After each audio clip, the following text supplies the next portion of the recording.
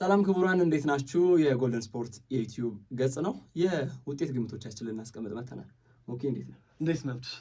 የዓለም ዋንጫ እየጠነከረ ከፍ እያለ እያማረበት መጥቷል። ሴኔጋል ከፈረንሳይ አቀራቀርክ ቀና አልክ። ምን ተፈጠረ? በጣም አሪፍ ጨዋታ የተመለከትንበት ነው። ሁለት አጋማሾች ነበሩ። የመጀመሪያው አጋማሽ ለሴኔጋል፣ ሁለተኛው አጋማሽ ለፈረንሳይ በጣም ጥሩ ነበሩ። በመጨረሻ የተሻለ ጥራት ያላቸው ተጫዋቾችን የሰበሰበው ቡድን ጨዋታውን አሸንፎ ወጥቷል ብዬ አስባለሁ። ሁለቱን ሽንፈታቸውን ተበቅለዋል። አሰልጣኙ ግን አስቀድመውም እኛ የበቀል ጉዳይ ይሹ አይደለም ሲሉ ነበር። ዴሾው ልክ ነው። ምን ሲገርመኝ ነበረ የሀገሬ ቲቪ ላይ የመጀመሪያ ኤፒሶድ ላይ የዚህ ውድድር የምጠብቀው ተጫዋች እያልክ ኦሊሴ ነበር ስታንስ የነበረው ነው። ትናንትና ወዲያው ሬቲንጉ ወደ 102 አድርጓል ከ96። በጣም አስደናቂ ነበር። እናንተስ እንዴት አያችሁት? ይሄን ዩቲዩብ ቻናል ሰብስክራይብ ማድረግ እንዳይረሳ፣ እናሳድገውና በርካታ ጥሩ ነገሮች እናመጣላችኋለን። ፖርቱጋል ከዲአርሲ፣ እንግሊዝ ከክሮኤሽያ አሁን ወደ እናንተ የሚደርሱ ጨዋታዎች ናቸው። ቆንጆ ጨዋታዎች ናቸው። ከሁለቱም ጨዋታ ምን እንጠብቅ? የሮናልዶ ጊዜ ከሊዮኔል ሜሲ የምሽቱ የሌሊቱ ሾው በኋላ ምን አይነት ሊመስል ይችላል? ፖርቱጋል ከዲአርሲ ምን መገመት እንችላለን?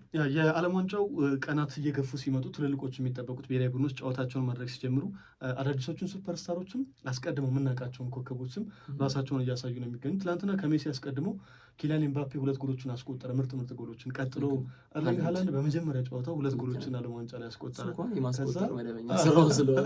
ከዛ ሜሲ ቆይ ተረጋጉ፣ ሌላ ኮከብ ባለ 3 ኮከብ አለ፣ 3 ጎሎችን አስቆጠረ። በጣም አስደናቂ ጎሎችን አስቆጠራል። በተለይ 2 ጎሎች የሜሲን የጥራት ደረጃ በትክክል የሚያሳዩ ናቸው። አርጀንቲናም የተሻለ ደረጃ ላይ እንዳለች በትናንትና ጨዋታ ላይ አሳይታለች። በእርግጥ ቀጣይ ፈተናዎችን ማለፍ ይጠበቅባታል። ግን አርጀንቲና አሁንም ሜሲ እንደሚያስፈልጋት በትክክል የታየበት ጨዋታ ይመስለኛል። ዛሬ ደግሞ እንግዲህ ከሜሲ ጋር ያለፉትን 2 አስርት ዓመታት ሲፎካከር የቆየው ክርስቲያኖ ሮናልዶ ከሃላንድ ከኤምባፔ ከሜሲ ቀጥሎ ምን ያሳያል የሚለው የሚጠበቅ ጉዳይ ነው። ፖርቱጋል ከዋንጫ አሸናፊዎች ተገማች መካከል አንዷ ናት። ዛሬ ግን ዲአር ኮንጎ ነው የምትገጥመው። በፕሌይኦፍ ወደ ውድድር የመጣ ብሔራዊ ቡድን ነው ኮንጎ፣ የአፍሪካ ብሔራዊ ቡድን ነው። እንዴት ጠንካራ ፍልሚያ ይኖራሉ?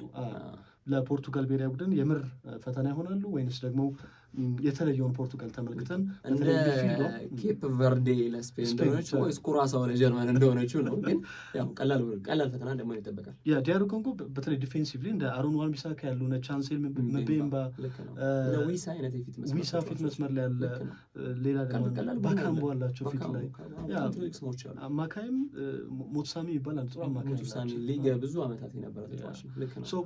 ጥሩ የተገነባ ቡድን ይመስለኛል። አሰልጣኝ ዴሳብሬም ይህንን ቡድን ይዘው ሲመጡ ዝም ብለው እንደ ቀልድ እጃቸውን ሰጥተው ለመውጣት የሚመጡ አይመስለኝም እና ለፖርቱጋልና ለሮቤርቶ ማርቲኔዝ ጥሩ ፈተና ከዲአር ኮንጎ ጠብቃለሁ። ተመሳሳይ ስሜት ነው ያለን በጨዋታው ላይ። እኔም ሮናልዶ ቢቀናው እነ ብሩኖ በደንብ ቢያግዙ ትመርጣለሁ። ግን ደግሞ የሮናልዶም የግለኝነት ነገር ቀንሶ ለቡድኑ ነገር እንዲፈጠር የምናስበት ጨዋታ ነው። በእርግጥ ጨዋታውን ማስተላለፋችን አይቀርም። የውጤት ግምት እናስቀምጥና እንግሊዝ ከክሮኤሽያ እንሂድ። አሁን ትናንትና ኮሬክት ስኮር እንደገመትክ ሰምቻለሁ ሀገሬ ቴሌቪዥን ላይ 3-1 ብለህ። እስኪ ዛሬ ድገመው እባክህ። ፖርቱጋል 3-0 አሸንፋለች። አቻምራት ጀምርም ይሄ መብረቅ 2 ጊዜ አይመታም ይባላል፣ ግን ይሰራል። አሁንም ማስበው ምንድነው ፖርቱጋል ልክ እንደ ስፔን ልክ እንደ ፈረንሳይ ሁሉ የጥራት ደረጃቸው የላቁ ተጫዋቾች አሏት እና ሮናልዶን ጨምሮ ከአማካይ ክፍልም ብሩኖ፣ ቪቲኒያ፣ ዣኦ ኔቬስ፣ መስመር ተጫዋቾች ላይ ሊያው፣ ኮንሴሳው፣ ትሪንካው፣ ዣኦ ፌሊክስ፣ ኔቶ፣ ጉዌዴሽ ብዙ አማራጮች አሉና ለዲአር ኮንጎ የፈለገ የመከላከል ስራውን አብዝተው ቢገቡ ስቲል በሆኑ ሞመንቶች ፖርቱጋል ልዩነት ትፈጥራለች የሚል እምነት አለኝ እና የፖርቱጋል ብሔራዊ ቡድን ጨዋታውን 2-0 ያሸንፋል የሚል ግምት ነው ያለኝ። እኔ ደግሞ ከትላንትናው ከአንተ ላይ አንድ ነገር ልዋስ። ሩቢን ዲያዝ ጥሩ የውድድር ዘመን አላሳለፈም፣ ላይሰለፍ ይችላል። ባይዛው ኢማጂን ኢናሲዮና ሬናቶ ቬጋ ሊጫወቱ የሚችሉ ከሆነ ደግሞ ራሱን ችሎ የቀኝ የማል ተከላካይ ችግር ሊኖር ይችላል። ፖርቱጋል 1 ጎል ላይ ቆጠረባት አይችልም ብዬ መገመት ይከብደኛል። 3-1 መደምደሚያ ይሆን። እንግሊዝ ከክሮኤሽያ አጭር ነገር ሳናረዝመው ቀጥታ ወደ ውጤት ግምት። እንግሊዝ ከቶፕ 3 ቡድኖች መካከል አንደኛው ነች ያለነው ድርድር። ክሮኤሽያ ተደጋጋሚ እያነሳ ነበር፣ በእድሜ መግፋት የሚሰቃይ ቡድን ነው፣ ለዓመታት የምናውቀው ቡድን ነው። ግን የሆነ ስቴትመንት ደግሞ ከመጻፍ ወደኋላ አይደለም። ቡድኑ 2 የዓለም ዋንጫ ላይ በጥራት ተጉዟል። እዚህኛው የውድድር መድረክ ላይ እንዳለፉት የዓለም ዋንጫ እንኳን ባይሆን በቀላሉ እጅ የሚሰጥ ቡድን አለ። እንግሊዝ ደግሞ በተቃራኒው ሌላ ታሪክ ላይ ያለ ቡድን ነውና የውጤት ግምት ብቻ እናስቀምጥ። ግን የአሰልጣኝ ቶማስ ቱሄልን ኃላፊነት በትክክል ማንሳት ያለብን ይመስለኛል። ሳውዝጌት ይህን ቡድን ግማሽ ፍጻሜ ያደረሱት በክሮኤሽያ ነው የተሸነፈው 2018። ልክ ነው። ስለዚህ አሰልጣኝ ቶማስ ቱሄል ለፍጻሜ ለማለፍ በፈረንሳይ የተሸነፉ ጊዜ እና ቶማስ ቱሄል ከሳውዝጌት 1 ስቴፕ መሄድ አለባቸው አይደል? ስለዚህ ከወዲሁ እንደ ክሮኤሽያ ያሉ በጣም አደገኛ ቡድኖችን ማሸነፍ አለባቸው። የእንግሊዝ ብሔራዊ ቡድን ከግብ ጠባቂው ጀምሮ እስከ ፊት ሃሪ ኬን ድረስ በጣም ጥራት ያለው ቡድን ነው። ግብ ጠባቂ ላይ ጥያቄ ያለኝ እንደው ኋላ ላይ ወደ ምናነሳዋለን። ግብ ጠባቂ ላይ ጥያቄ ያለኝ ጥሩ ግብ ጠባቂ ነው ብዬ አምናለሁ። ያው በእንግሊዝ ስታንዳርድ እንደዚህ በነ ዶናሩማ ወይ እነ ኑዌር ምናምን ስቴጅ ላይ የምናስቀምጣቸው አይደሉም፣ ግን በእንግሊዝ ስታንዳርድ ስፔሻሊ በቅርብ ጊዜ ጥሩ ግብ ጠባቂዎችን እያወጣች ካለመሆኑ አንጻር ምናልባት ፒክፎርድ ቀዳሚውን ቦታ እንደሚያገኝ መገመት እንችላለን። የእንግሊዝ ብሔራዊ ቡድን ይህንን ጨዋታ ያሸንፋል ብዬ ገምታለሁ። ውጤቱስ? እንግሊዝ 3-1 ታሸንፋለች ጨዋታው።